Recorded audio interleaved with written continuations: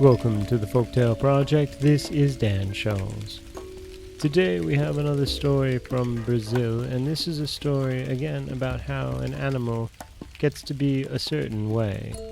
In this case, it is a haughty lamb who is taught meekness by a toad. This is Why the Lamb is Meek. Once upon a time there was a little lamb frisking gaily about the pasture. The bright sunshine and the soft breezes made him very happy. He had just finished a hearty meal, and that made him happy too. He was the happiest little lamb in all the world, and he thought that he was the most wonderful little lamb. A big toad sat on the ground and watched him. After a while the toad said, "Oh, little lamb, how are you feeling today?" The lamb replied that he had never felt better in all his life. "Even though you are feeling very strong, I can pull you into the sea," said the toad. The little lamb laughed and laughed until he rolled over on the ground. "Just take hold of this rope and I'll show you how easy it is to pull you into the sea," said the toad. The lamb took hold of the rope. Then the toad said, "Please wait a minute while I get a good long distance away from you. I can pull better when I'm not too near you." The lamb waited, and the toad hopped down to the sea. He hopped up into a tree which hung over the water's edge, and from there he hopped onto the whale's back. He fastened the end of the rope around the whale, and then he called to the lamb, "All ready? Now we'll see how hard you can pull." When the whale felt the lamb pulling at the rope, he swam away from the shore. No matter how hard the lamb pulled, or how much force he exerted, it did not do him one bit of good. He was dragged down to the water's edge as easily as could be. "I give up," said the lamb as he reached the water's edge. After that, although the sunshine was just as bright as ever, anyone who ever watched that little lamb could see that he was a little more meek. One day, and not long afterwards, the sunshine was again very bright, and the little lamb was again feeling frisky. He was so happy and gay that he had forgotten all about how the toad had pulled him down into the water until the toad spoke to him. Then he remembered. "Oh, little lamb, how are you feeling today?" asked the toad. The little lamb replied that he was very well. "Let's run us a race," said the toad. "I think I can beat you." "You may be strong enough to pull me into the sea," said the lamb, "but surely I can run faster than you. I've watched you hopping about my pasture. You can't run fast at all. However, I'll gladly run a race with you to prove what I say." The toad set a goal, and told the lamb to call out every little while during the race so he could see how much farther ahead the lamb was. Then the toad and the lamb started. The toad had assembled all his brothers and sisters and cousins and uncles and aunts before the race, and had stationed them at various points along the path of the race.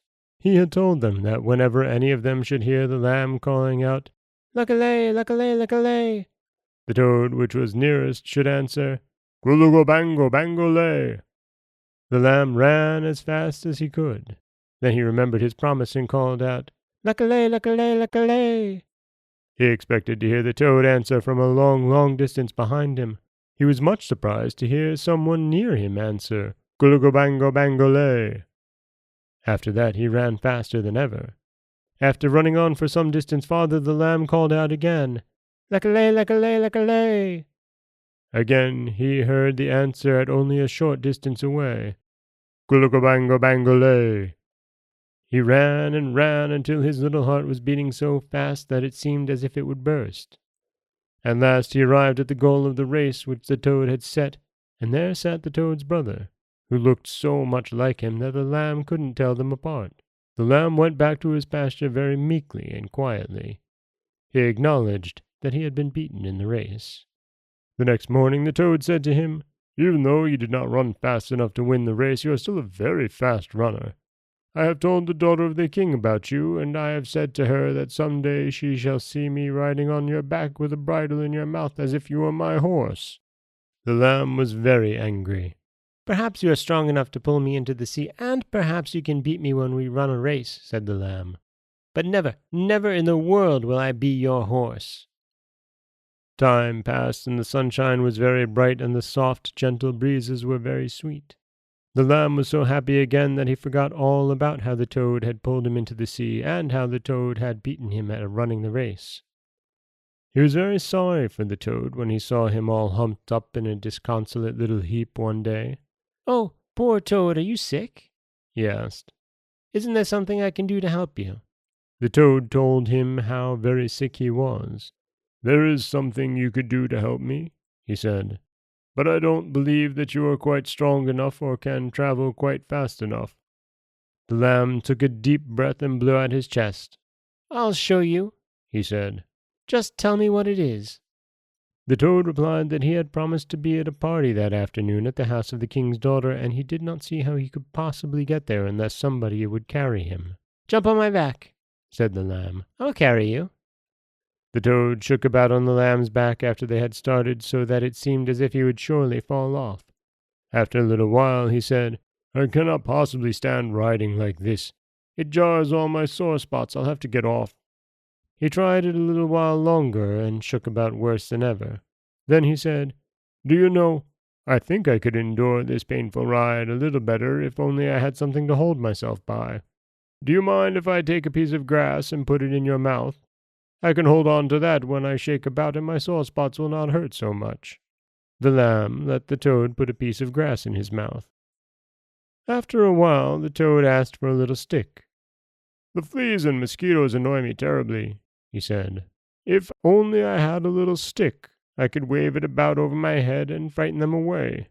It is very bad for anyone in my weak nervous condition to be bothered by flies and mosquitoes." The lamb let the toad have a little stick to wave over his head. At last, the lamb and the toad drew near to the palace of the king. The king's daughter was leaning out of the window watching for them. The toad dug his feet into the lamb's sides, pulled hard on the piece of the grass in the lamb's mouth, and waved the little stick about over the lamb's head. "Go on, horse," he said, and the king's daughter heard him. She laughed and laughed, and when all the rest of the people in the palace saw the toad arriving mounted on the lamb's back and driving him like a horse, they laughed too. The lamb went meekly home to his pasture, and from that day to this, when one wishes to speak of meekness, one says, "As meek as a lamb." That is the Brazilian fairy tale of Why the Lamb is Meek. The toad is very mean. The lamb did nothing wrong aside from being happy, and perhaps he was a little too happy, but still, at least in this day and age, happiness should not be squashed like that. This is Dan Scholes from the Folktale Project. Don't forget that you can subscribe to the podcast on Apple Podcasts, Stitcher, Google Play, Overcast, anywhere you like to get your podcasts. You can follow us on Twitter at Folktale Project. You can find us on Auto Radio, TuneIn Radio, iHeartRadio, Spotify, anywhere you like to listen. And you can always head over to folktaleproject.com, where you'll find a new story waiting for you every Monday, Wednesday, and Friday. As always, thank you so much for listening.